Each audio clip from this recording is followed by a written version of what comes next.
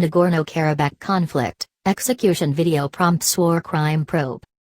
Videos of a potential war crime have emerged as fighting rages around the disputed territory of Nagorno-Karabakh between Azerbaijan and ethnic Armenians. One video posted on a messaging app shows what appears to be two Armenians in military uniforms being captured by troops from Azerbaijan. A second video seemingly shows the same Armenians being shot with their hands behind their backs. Armenian authorities have identified the men as Binuk Hakobian, 73, and 25-year-old Yuri Adamian. Azerbaijan has dismissed the videos as fake. Europe's top human rights watchdog, the Council of Europe, has said it has received the video and will investigate all alleged human rights abuses. Fighting erupted on 27 September around the Caucasus enclave, which is recognized internationally as part of Azerbaijan but under Armenian control. Clashes quickly escalated into a large-scale conflict, with indiscriminate shelling of towns and cities and alleged use of banned cluster munitions. A ceasefire was announced on 10 October and then again on October 18, but attacks have continued. Several thousand people are said to have died and shelling has killed civilians in both Armenia and Azerbaijan. Tens of thousands have fled their homes.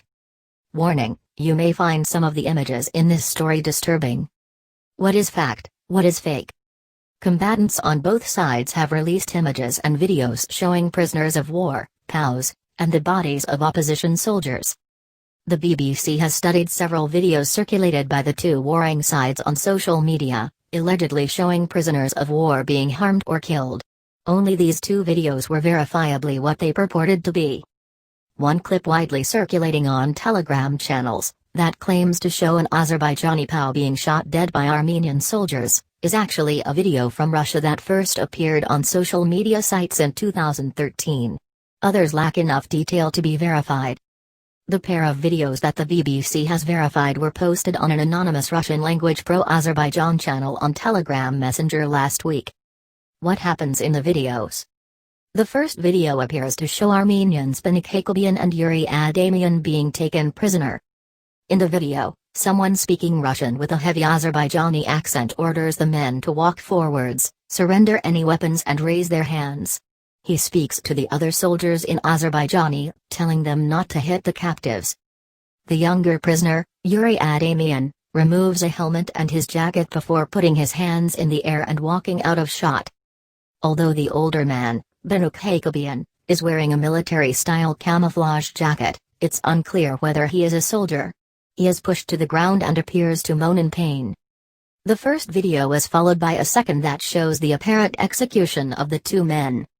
The prisoners appear to have their hands bound behind them and are draped in the flags of Armenia and the unrecognized Republic of Nagorno-Karabakh.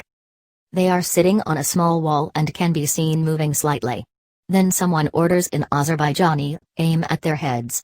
Multiple shots are heard and the prisoners slump to the ground. Videos rejected as fake.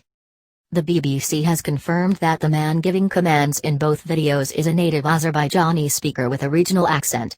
The prisoners from the first video also appear to be the men being executed in the second as they are wearing the same clothes. Azerbaijan's defense ministry quickly denied these were their troops and called the videos a provocation. The clips were deleted shortly afterwards. The following day, Azerbaijan's prosecutor general announced that an investigation had concluded the videos were fake. But are they genuine? The BBC has studied the clips and confirmed that they were filmed in Hadrat, a town that has seen intense fighting. It is in southern Nagorno-Karabakh, near Fuzhali. It's likely the videos were recorded at some point between 9-15 October. Azerbaijan announced that Hadrat had been taken on 9 October, although it later emerged that, while they had taken some strategic heights around the town, fierce fighting was still going on for control of the town itself on 12 October. The first videos actually showing the Azerbaijan army in the town center appeared on 15 October. The POW videos both appeared for the first time on 15 October. Bellingcat open source investigators were the first to publish their analysis into the authenticity of the videos. The location of the first video is the side of the road in the northern part of Hadrat, 39°31'25.9 and 47°01'40.8. In the picture above, There are 4 buildings that appear in the video that can be matched to structures in a satellite view of the region. The execution clip seems to be filmed at a park approximately a kilometer away in the south of the town. By cross-referencing a still from the video before the men were shot with a satellite view of the town and footage from a local TV report, it is possible to identify the exact location as the park next to Mkrichian Street, 39°30'53.4 and 47°02'01.at.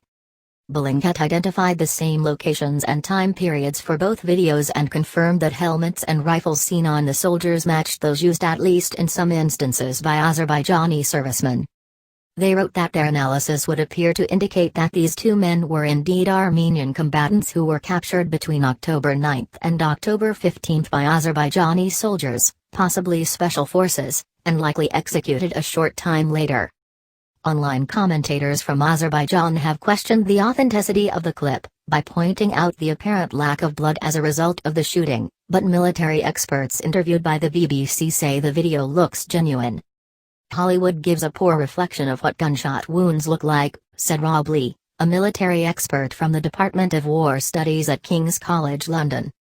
The BBC spoke to a former British military intelligence officer who agreed to talk on condition of anonymity due to security reasons. They said, "These are real bullets, this is a real killing.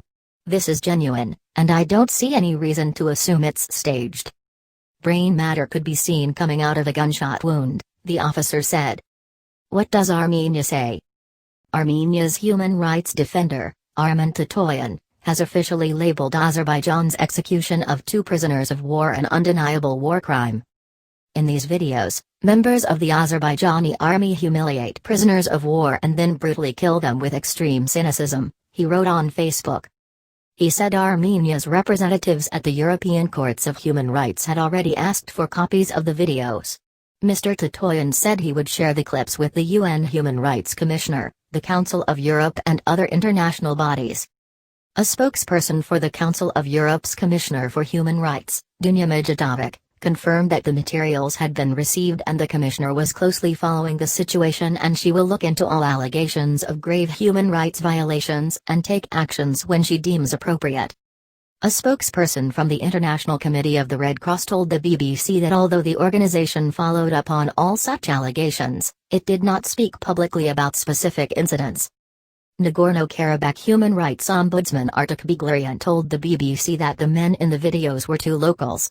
He said Benik Hakalbian was not a soldier but a civilian from Hadrat and Yuri Adamian was likely a serviceman from a neighboring village. Since the appearance of the video from Hadrat, both sides have released statements identifying several prisoners of war. Azerbaijan showed 2 Armenian captives receiving medical attention and the Armenians produced images of an Azerbaijani prisoner undergoing treatment at a hospital in Karabakh. What is a war crime? War crimes are actions violating international rules of war as defined by the body of laws, most importantly the Geneva Conventions. The Convention's signatories, all UN member states, Azerbaijan and Armenia included, must protect the prisoners of war, as well as sick and wounded, from harm. Torturing, injuring or killing such a prisoner constitutes a war crime. The Geneva Conventions also protect civilians. Since the escalation of the conflict on 27 September, both Azerbaijani and Armenian forces have shelled cities and towns. Dozens of civilians have been killed and hundreds injured, in what could be defined as a war crime.